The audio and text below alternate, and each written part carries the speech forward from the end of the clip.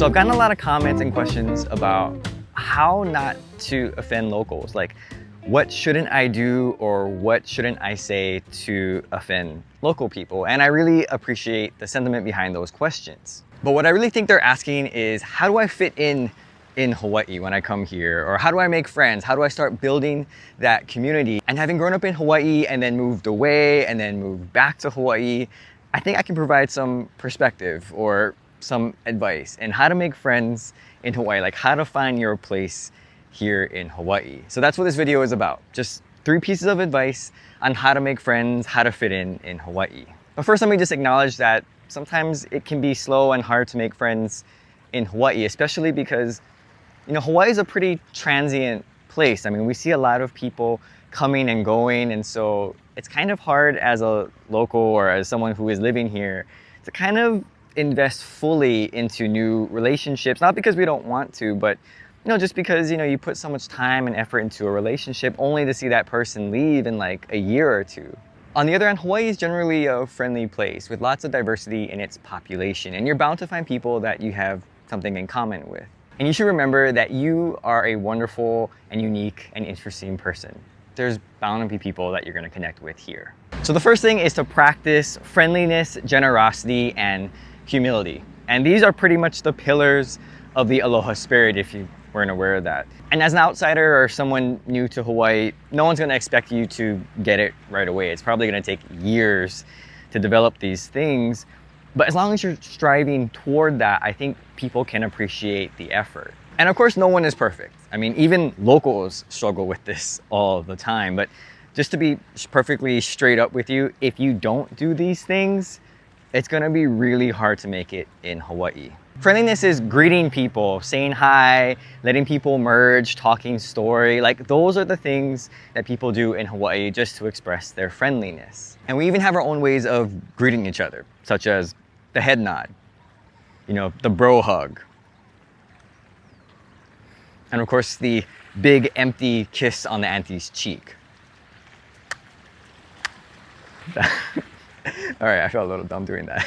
A smile goes a long way in Hawaii, especially because a lot of people are stressed. So I think it's something to try and practice. I mean, something that you can even practice in line at the grocery store. When you see that auntie ringing up your groceries, just smile at her and ask her how she's doing, how's her day. And I think that's a great way to just sort of build that practice of being friendly to strangers. Oh, look at the Starbursts. Oh, but those are the junk flavors. It's too bad. So when we're talking about generosity in Hawaii, we're not talking about just giving people handouts, although some people literally do that.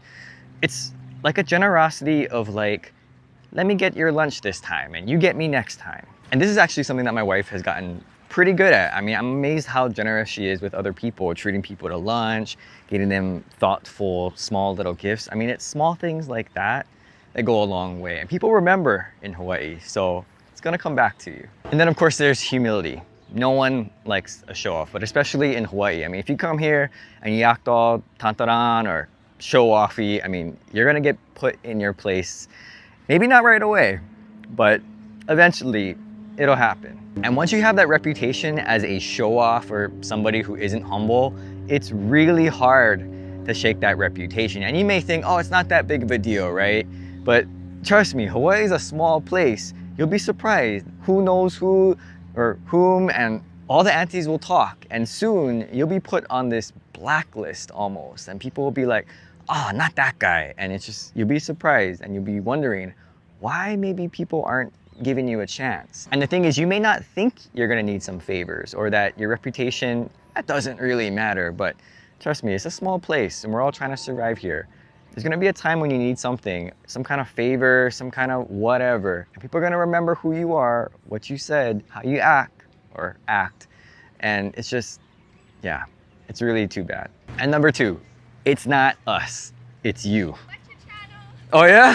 Oh, awesome, thanks. Oh, sorry, just someone said hi, and always nice to meet people who recognize me from YouTube. But if you're gonna fit in Hawaii, like really try to fit in, you're gonna have to change yourself. And that may not happen right away, and I don't think anybody really honestly expects that to happen right away, but you're gonna have to change because that mainland way of thinking in a lot of ways just clashes with this local culture here, and you're gonna find that out pretty fast. Things are just slower here in Hawaii. A lot of people, probably most of us, we're pretty laid back, and I don't know why we do a lot of the things that we do in Hawaii. I mean, frankly, sometimes they seem so inefficient and just backwards, but we do them. But you just gotta accept it. That's just the way that things are here. Because you really don't want someone to say, brother, try to look around. This is not the mainland.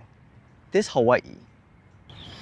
And so at that point, you pretty much created a rift and lost them. Now that doesn't mean that you just lose yourself and you become this island bum. I mean, you can still be yourself, but you just gotta understand that even though Hawaii is a part of the United States, it's such a different culture because we're so isolated, and you just have to get adjusted to that culture as if you went to a different country. And that's how a lot of people actually describe moving to Hawaii or being here for a long time. It's almost like being in a different country, even though it's the US. And that's gonna require a mental shift in your mindset. I mean, things aren't like how they are on the mainland. I'm sure that they are better wherever you are, right? They're better on the mainland, I'm sure, in a lot of different ways. But trust me, it's a whole lot easier to change yourself than to try to change everybody else, because that ain't gonna happen.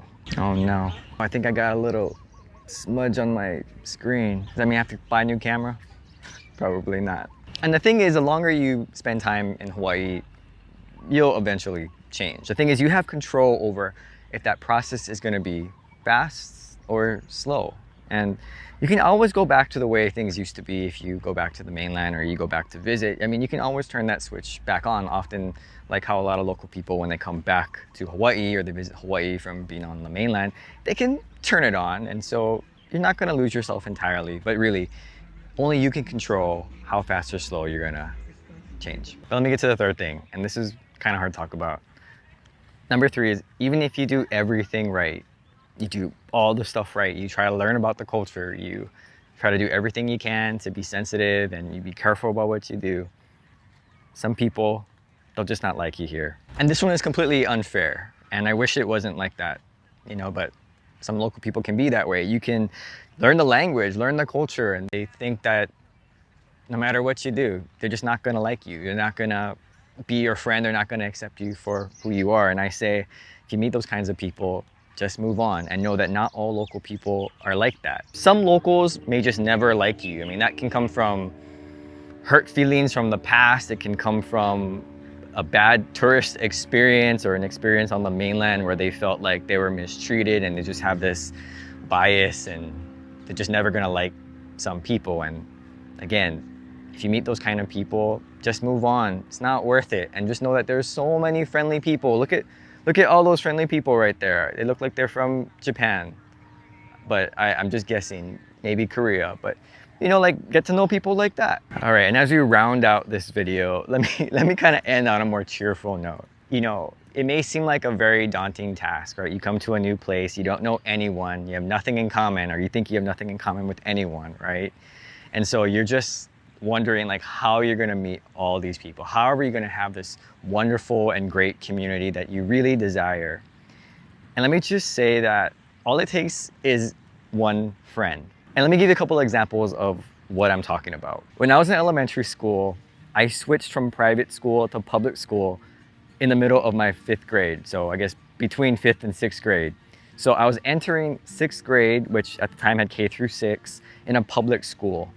I knew absolutely no one there except my brother, who was also, we both moved together. And it was pretty tough. You know, I didn't know anyone. All my friends were back at my old school, and even though it's a small place, it's like I never would see them because, I mean, I'm only in 6th grade. And I was pretty lonely. It was hard to make friends. But there was one kid, we'll just call him Paul for this video.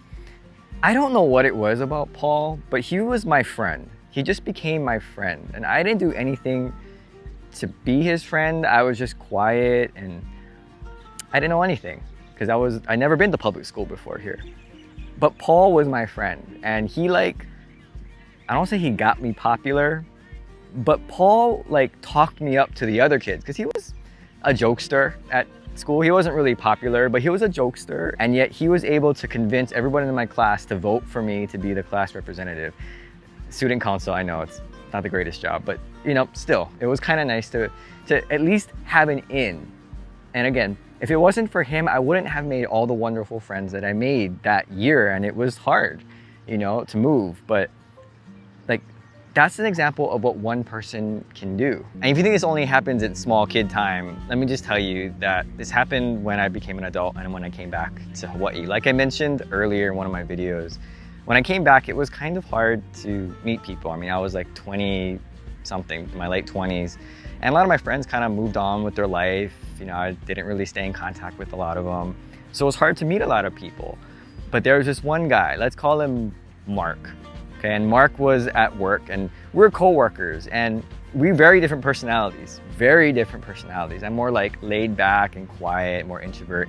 And Mark is definitely a party, going out kind of person. And me and Mark became friends. And it's just because we worked together a lot. And he would invite me to all these different things. And there's so many things I wouldn't have done if it wasn't for him. Good things, things that are healthy.